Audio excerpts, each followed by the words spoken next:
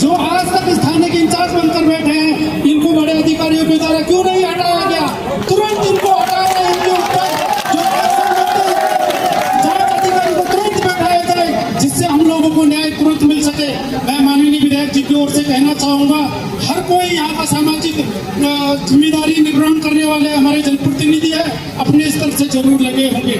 और हम लोग यहाँ तक है कि जो भारत नेपाल का जो भी इंटरपोल से संबंधित या जो हमारे राजदूतावास से जो भी हमारी संधि है, उसके अनुसार भी कार्रवाई होती है। लेकिन इससे पहले भी हमने नेपाल के कितने मुजरिमों को हिंदुस्तान से पकड़ कर नेपाल को सौंपा है। इसी धारचूला में हमने जो है गुजरात बिहार से हमारे जो बड़े बड़े राजघरानों से चोरी करके नेपाल पहुंचे, उन लोगों तक को भी हमने यहाँ पर सौंपा है। तो आज वो परिस्थितियां क्यों नहीं बन रही है? जिस दिन हत्या हुई, वो हत्यारे यहीं अपने घर में रात भर सोए थे। सुबह जब उनको पता चली कि कमलेश की मौत हो गई, तब वो लोग भागे हैं। तब तक हमारी पुलिस प्रशासन क्यों सोई थी? ऐसी निकली पुलिस प्रशासन 10 दिन होने जा रहे हैं, तब तक अपराधी को नहीं पकड़ा गया। तो आप और हम आम जनमानस कैसे यकीन करें कि हमारे कमलेश को न्याय मिलेगा? तो मैं शासन प्रशासन से यही कहना चाहता हूँ, जो भी हथकंडे अपनाने हैं, जो भी कड़ी कार्रवाई करनी है, उसको तुरंत किया जाए, ताकि इस न्याय की लड़ाई में देरी ना हो।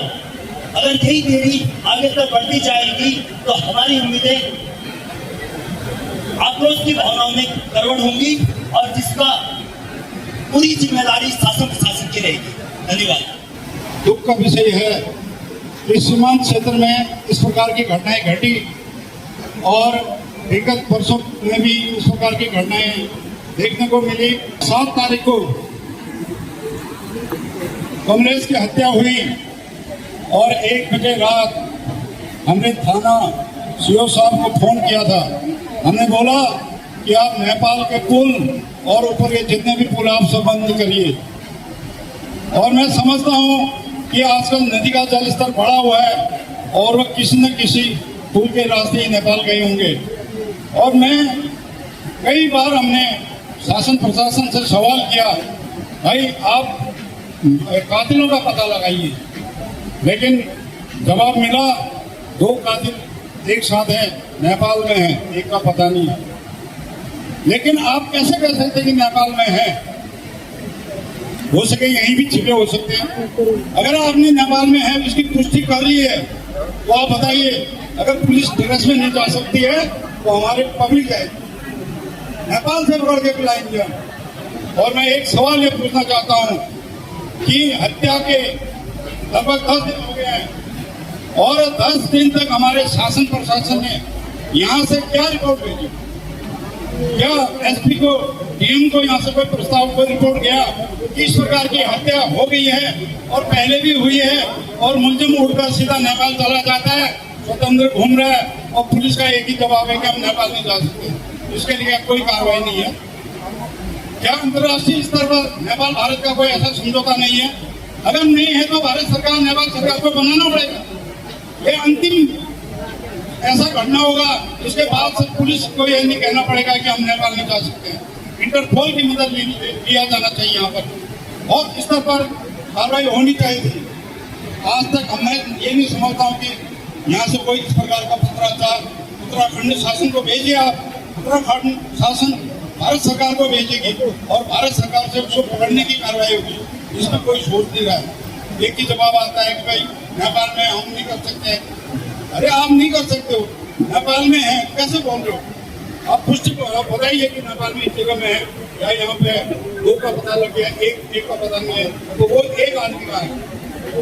इसलिए हमें चाह रहे हैं कि इस क्षेत्र की जनता ने जो मन बना लिया है कि ये कातिल को पकड़ने के लिए, चाहे भारत सरकार हो, उत्तराखंड सरकार हो, स्थानीय पुलिस हो, LI हो, कितने एजेंसियां हमारे, तो इस प्रकार से भी पता लगाया जाना चाहिए। क्योंकि आज एक अंतर्राष्ट्रीय बड़ा पुल बनने करने का हमने निर्णय लिया।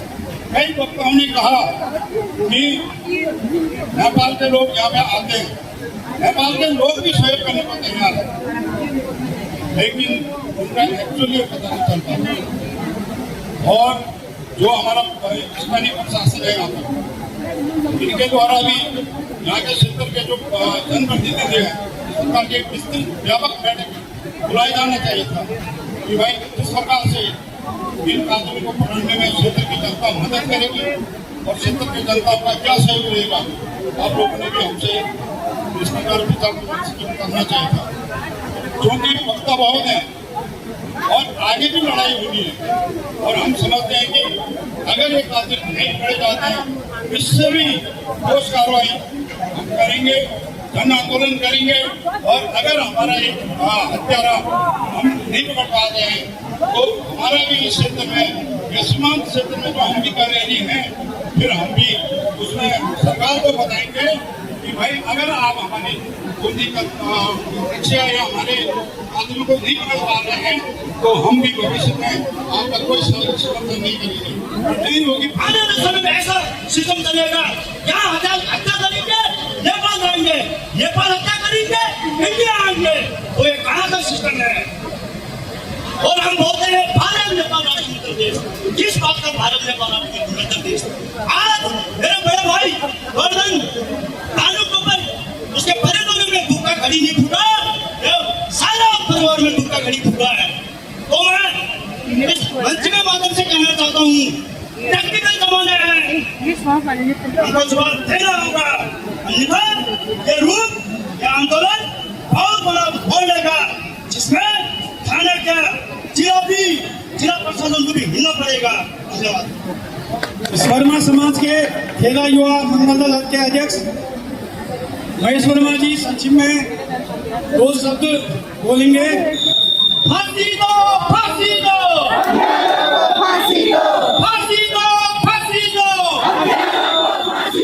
बहुत बहुत धन्यवाद। एक शिकायत है मंच से कि कहीं यह आंदोलन राजनीतिक मुद्दा न बन जाए। जिस मंच से आज हम सबको उम्मीद थी कि जहां मैं खड़ा हूं वहां भाजपा का थाना देख के खड़ा होकर जवाब देगा, जहां मैं खड़ा हूं वहां का जिलाधिकारी खड़ा होकर हमें जवाब देता कि कार्रवाई क्या हो रही है। मित्रों, ये घड़ी एक दुखद घड़ी है कि गरीबों के लिए न्याय है ही नहीं। अगर एक गरीब किसी नेपाल से भारत अगर सिगरेट की दिल्ली या बीड़ी का बंडल लाता तो अभी सलाखों के पीछे होता, लेकिन चाकू मार के हत्या करने वाला नेपाल फरार हो गया।